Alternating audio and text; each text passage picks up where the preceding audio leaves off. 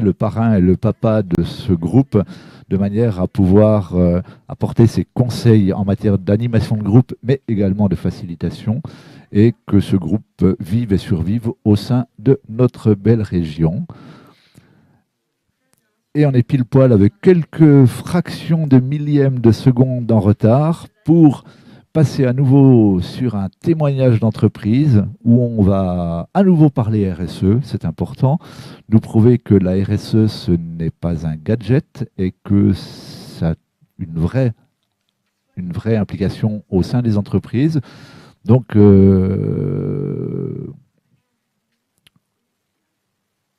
l'entre... Est-ce que Frédéric Bilbao est en ligne? Oui, je le vois, bravo. Donc, je vous laisse vous présenter. Vous avez votre créneau horaire qui s'ouvre à cet instant. Soyez convaincants, faites-nous rêver, parlez-nous de la RSE au sein de votre entreprise. À vous de jouer. Eh bien, bonjour à tous déjà, j'espère que vous m'entendez. Micro un peu plus près. Ok, je vais parler un petit peu plus fort alors. Ouais, nickel. C'est parti.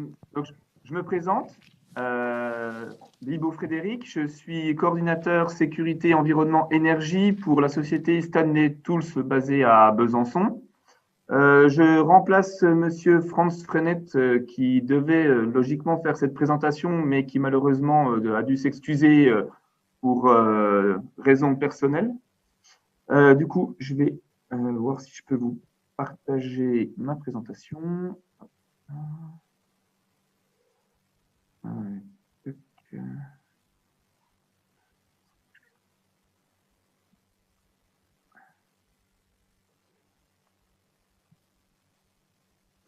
Voilà, j'espère que tout le monde voit.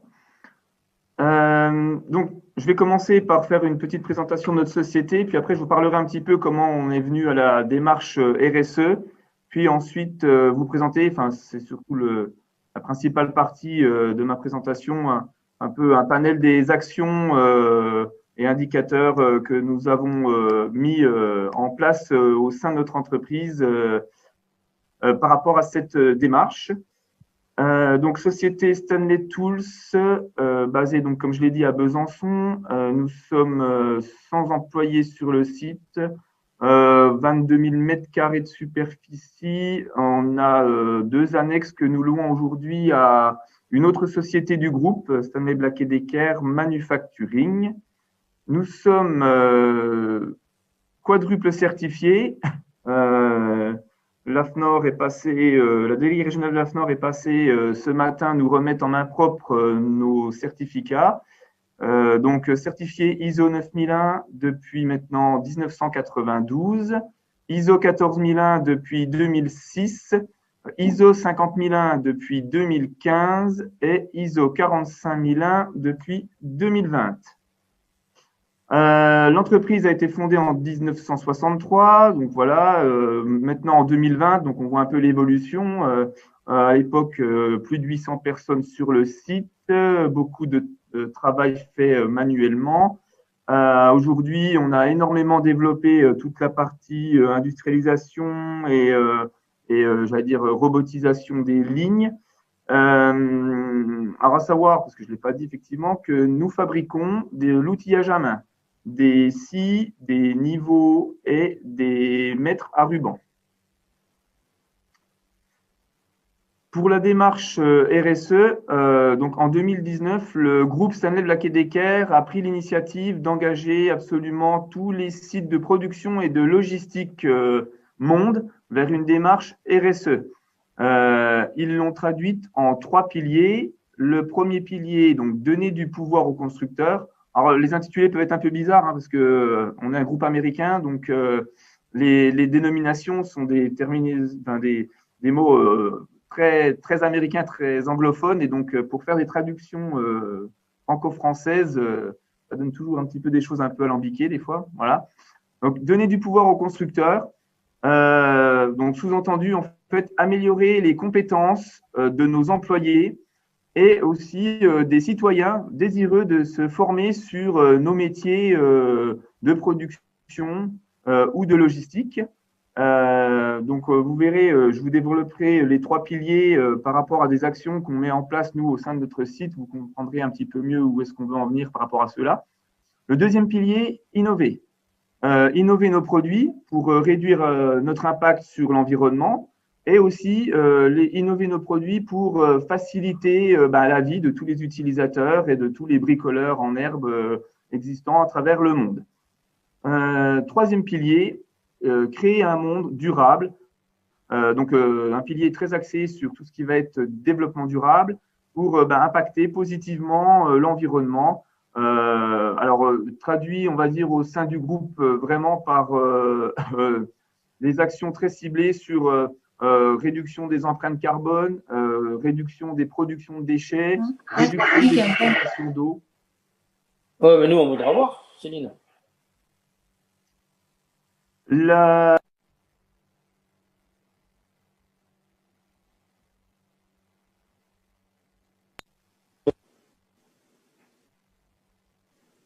Là, il y a l'audio. Vous m'entendez? Un petit problème de son, effectivement. Là, on remet les choses en place. Frédéric, excusez-nous. Non, il n'y a pas de souci, je vous en prie. Un petit bug. Ça arrive.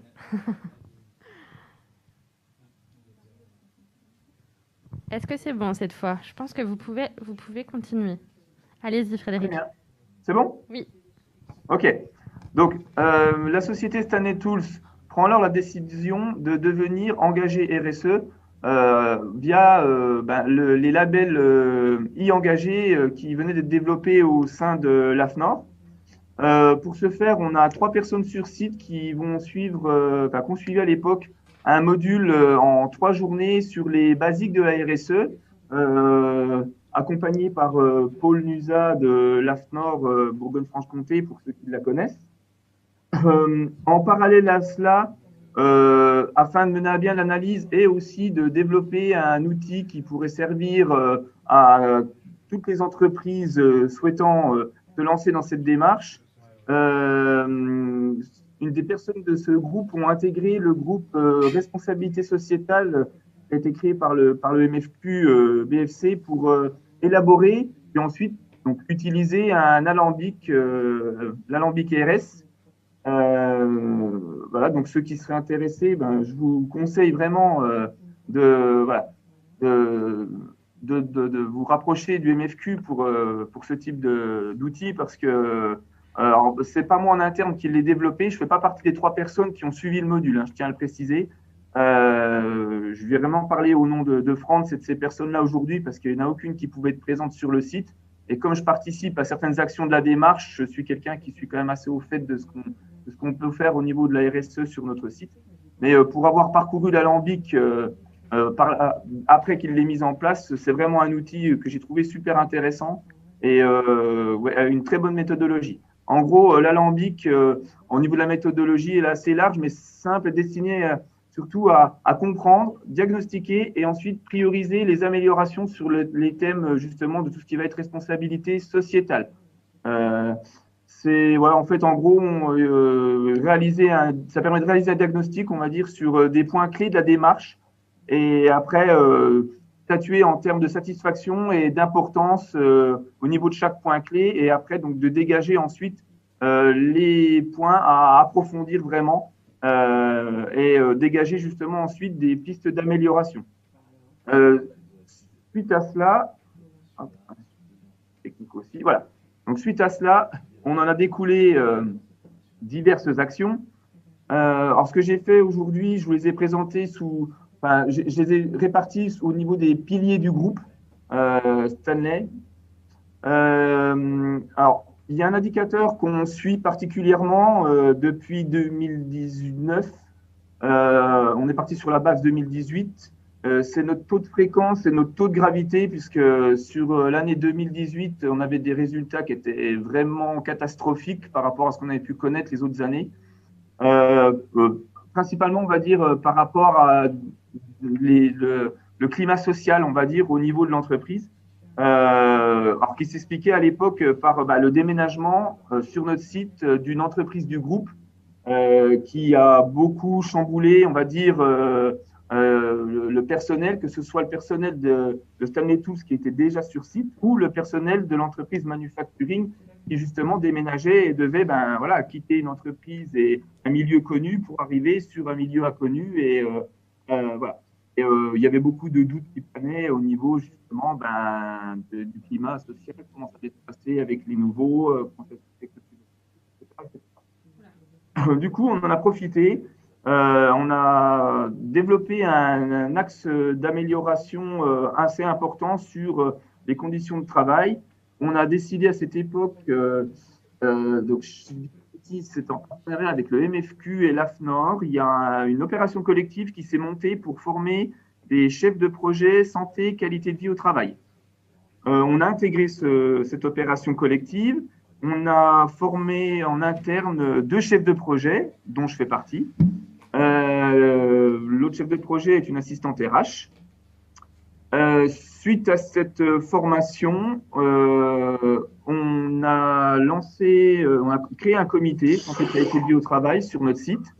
Puis ensuite, on a lancé un questionnaire qu'on avait établi d'une 40aine de questions afin de cibler justement les besoins au niveau de notre personnel et leurs attentes en termes de qualité de vie au travail.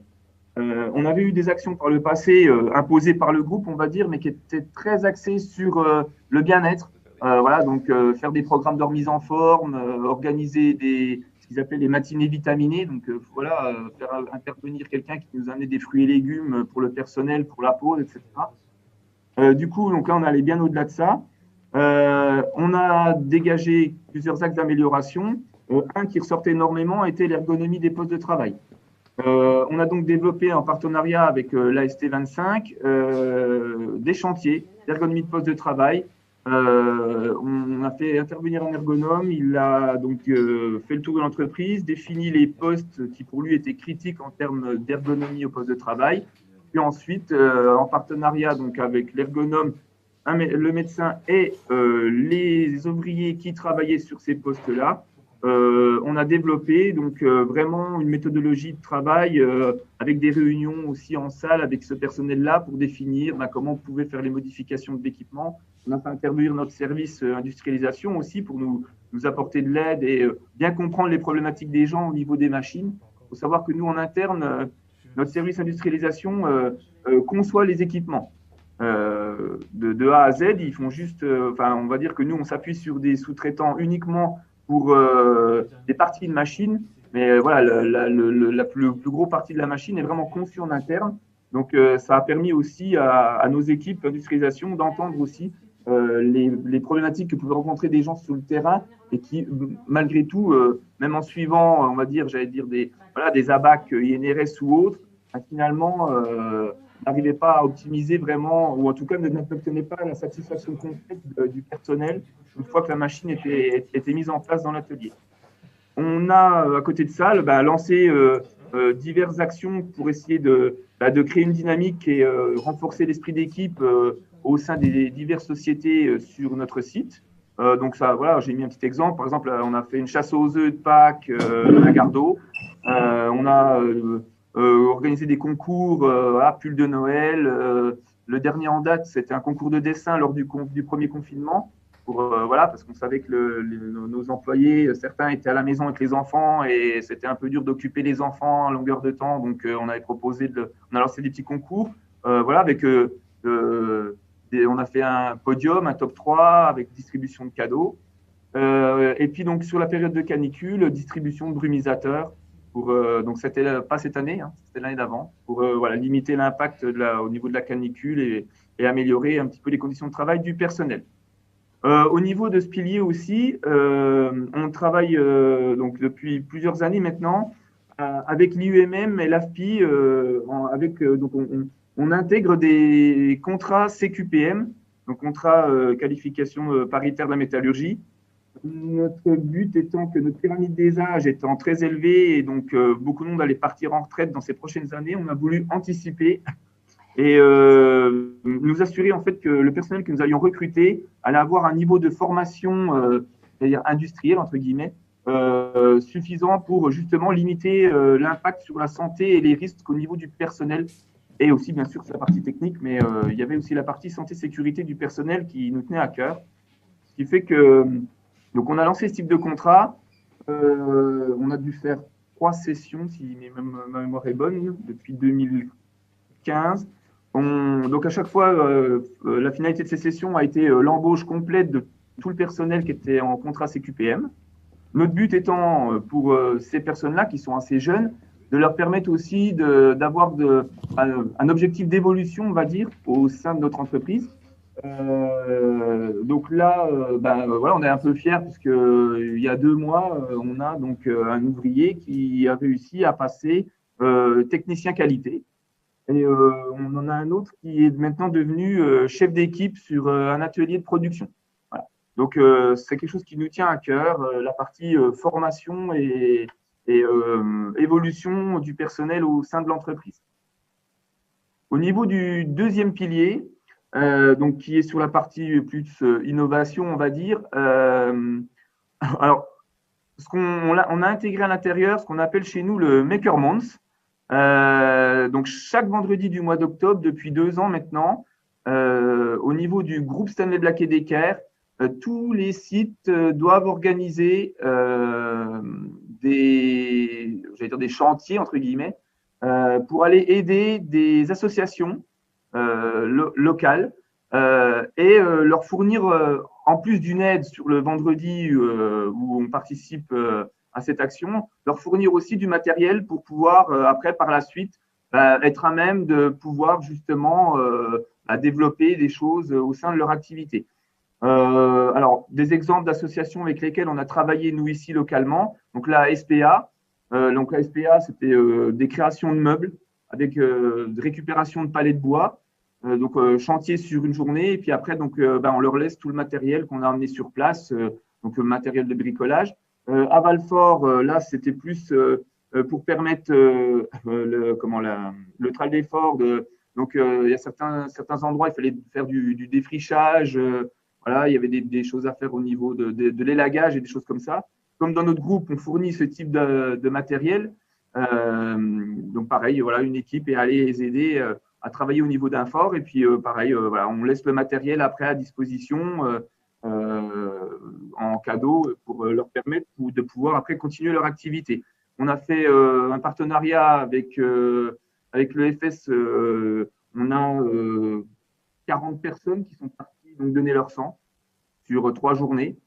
On a organisé des navettes directement, comme on n'est pas très très loin, nous, avec le centre le plus proche. Et donc, on a participé. Donc, cette année, on a fait ça, hein, parce qu'ils étaient vraiment en demande énorme de sang. Donc, voilà.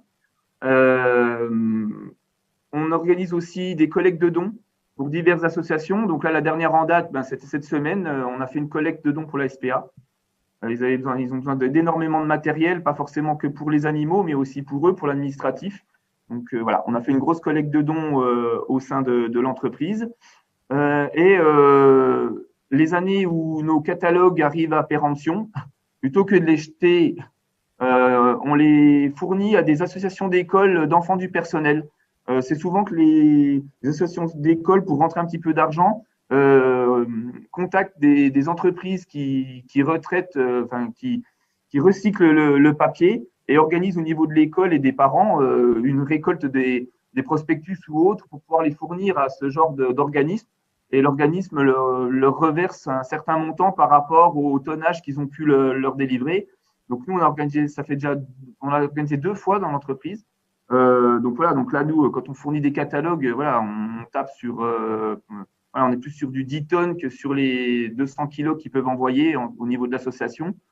Donc on leur permet de dégager quand même des sommes assez importantes au niveau des associations d'école, et puis ça leur permet la dernière en date, elle a renouvelé tout le parc complet d'équipements de cours de récré. Ils ont pu acheter des jeux de société pour les enfants, et des jeux éducatifs pour toute l'école maternelle. Voilà. Donc c'est le genre d'action qu'on met en place dans notre démarche RSE. Au niveau du pilier 3, donc là, on est sur toute la partie développement durable. Bon, là, on a des gros objectifs groupes clairement définis. On est coté en bourse sur le développement durable. On a des On doit montrer aux actionnaires voilà, qu'on travaille énormément sur cet axe-là. Donc là, je vous affiche les résultats directement de ce qu'on publie au niveau du groupe. Résultats à fin octobre. Donc on est sur une base 2015 chez nous. À aujourd'hui, il nous est demandé pour cette année d'atteindre des réductions de l'ordre de 19% par rapport à notre base 2015 en termes de réduction de consommation d'eau, d'énergie et de production de déchets.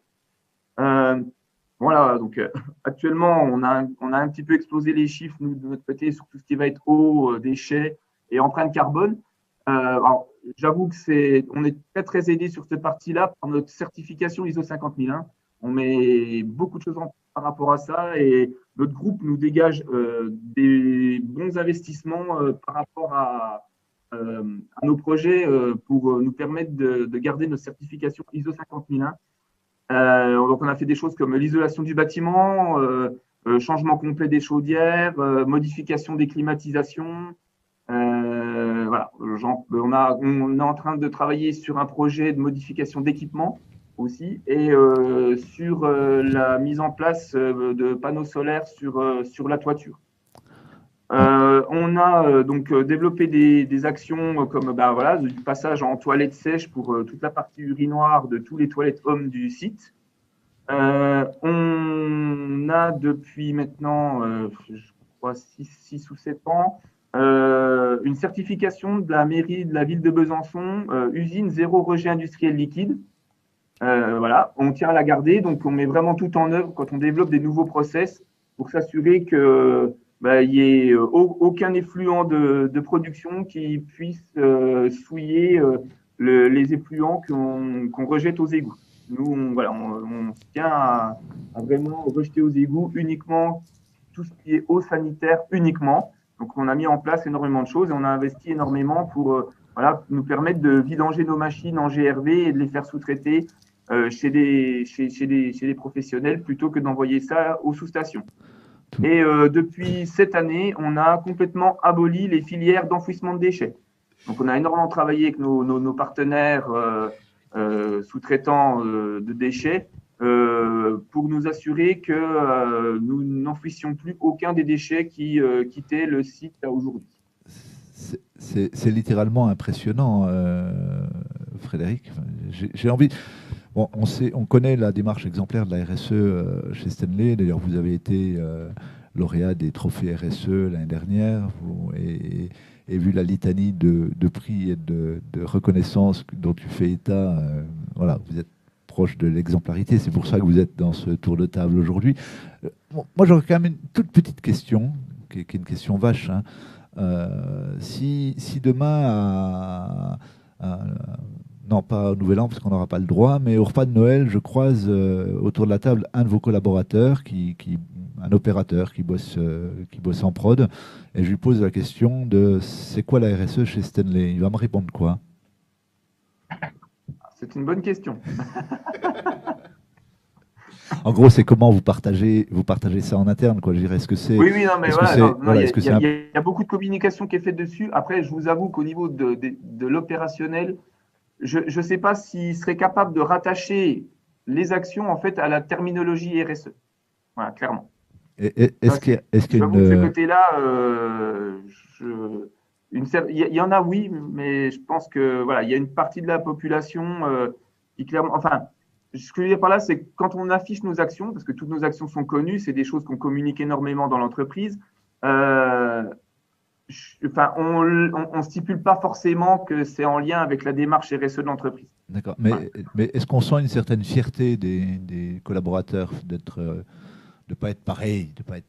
Voilà, ce que je disais en introduction, je veux dire aujourd'hui, la sensibilité du public quant aux démarches responsables sociétales, elle est de plus en plus prégnante, de plus en plus forte. Je vais pas revenir sur l'actualité, et même les gamins nous rappellent aujourd'hui que on est en train de massacrer leur planète.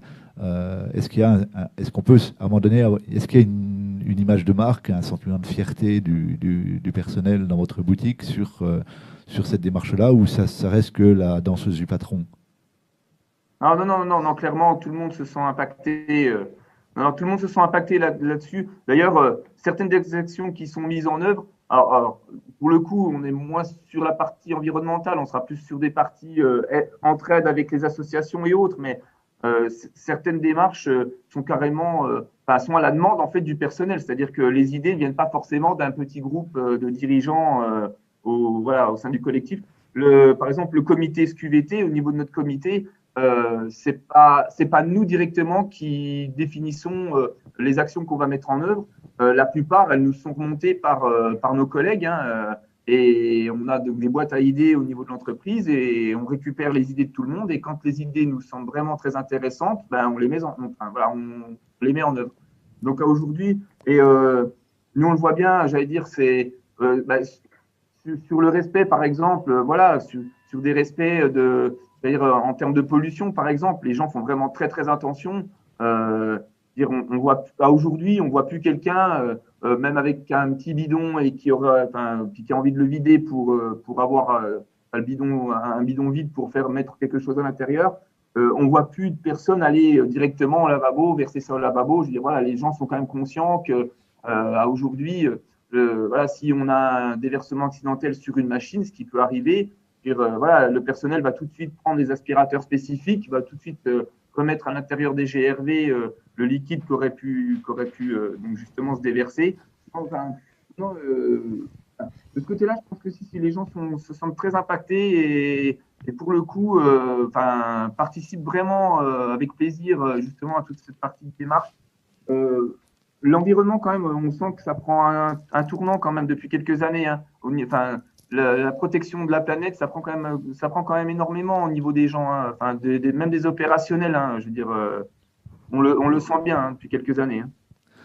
Eh bien, en parlant de participation, est-ce que vous avez prévu de nous faire une petite question quiz? Oui. Ah. Elle est très facile. Hein. Ah. Ben, il faut qu'on ait nous pour aussi ceux la réponse. Elle est très facile. Il faut qu'on ait la bonne réponse, sinon il va falloir toutes les lire. Mais allez, oui. Frédéric, vas-y. Alors, combien de piliers contient la démarche RSE du groupe Stanley Black & Decker?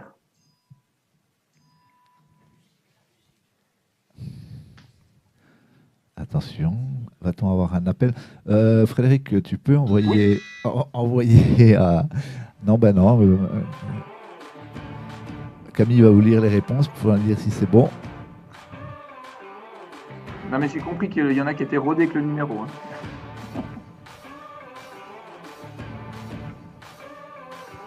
Alors, on a une réponse qui nous dit 3 piliers. C'est bien ça. Eh bien, la réponse est tombée tout de suite. Il y a des habitués. C'est allé très très vite. Encore une fois, bravo. On va vous appuyer. Mon téléphone, il veut plus s'allumer. Ah non, mais toi, t'as pas d'excuse. C'est un iPhone.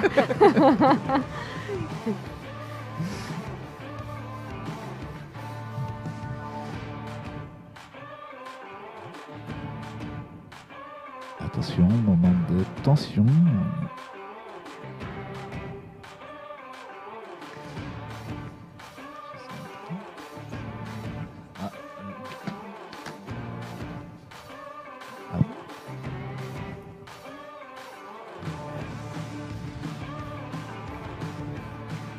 On a un peu de mal sur les petites touches du petit téléphone. Quelques instants de patience. Nous allons bientôt avoir notre correspondant en ligne. Alors, le montant de la valise MFQ. Bonjour, c'est encore une fois Léa, c'est ça? C'est ça.